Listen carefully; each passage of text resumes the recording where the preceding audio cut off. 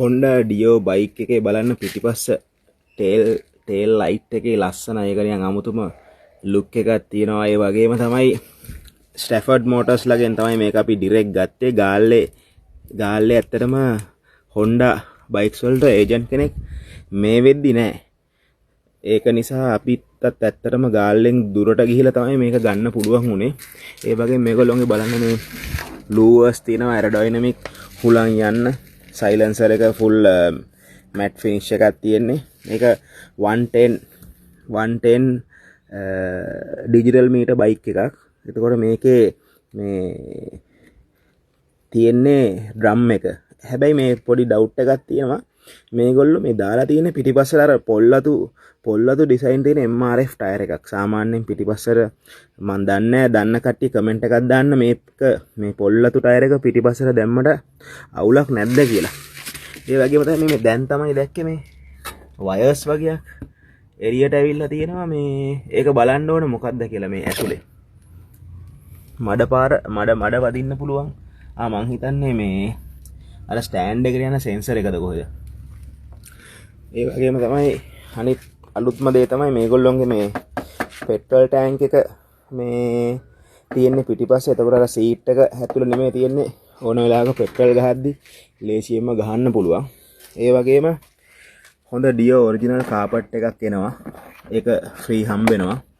ඊට පස්සේ ඒ වගේම ඔයාලට පුළුවන් මේවා මේ හීරෙනවා නම් ස්ටිකර් එකක් ගහගන්න. මේ වගේ ගාල්ලේ ඕන කෙනෙක් ඉන්නවා නම් කියන්න මම ලොකේෂන් එක දාන්නම්. රුපියල් 4500ක් වගේ තමයි යන්නේ මේ ඔක්කොම ස්ටිකර් වලින් කවර් කරන්න.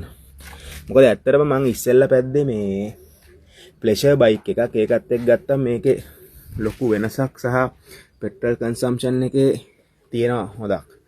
මේ වගේම මේ ඩිස්ප්ලේ එක ඩිජිටල් ඩිස්ප්ලේ එක. මේ බයික් එකේ තව එක ප්‍රශ්නයක් තමයි මෙන්න මේ ඔන් ඔෆ් ස්විච් එක. මේකෙන් ස්ටාර්ට් කරාට පස්සේ මේ පොඩි බබෙක් හරි කවුරු හරි අපි මෙතන තියාගෙන යනවා නම් එයාගේ අතින් මේක මෙහෙම ඔෆ් වෙනවා. ඔෆ් වුණම ගමන් බයික් එක නවතිනවා.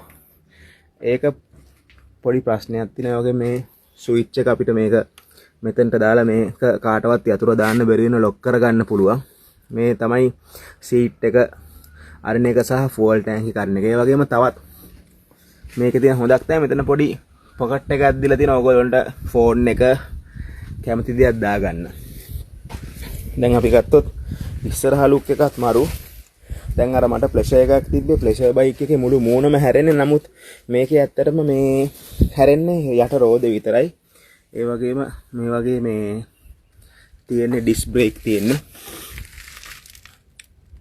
මොකද මේ ඩිස්ක් බ්‍රේක් ඒ ගන්න හේතුව තමයි මේන්ටේන් කොස්ට් එක අඩුයි. අපිට දැන් ඒ කියන්නේ වා හයි එන්ඩ් බයික් එකක් අවශ්‍ය නැහැ ඩේලි දුවන්න නම් ඕන. මේ බයික් එක ඇත්තටම නියම බයික් එකක්. හොඳටම සූටබල්. ඒ වගේ මේ වගේ ලූවර්ස් තියෙනවා. අර ස්පීඩ් එකට හුලං ඇතුලෙන් ගිහිල්ලා අර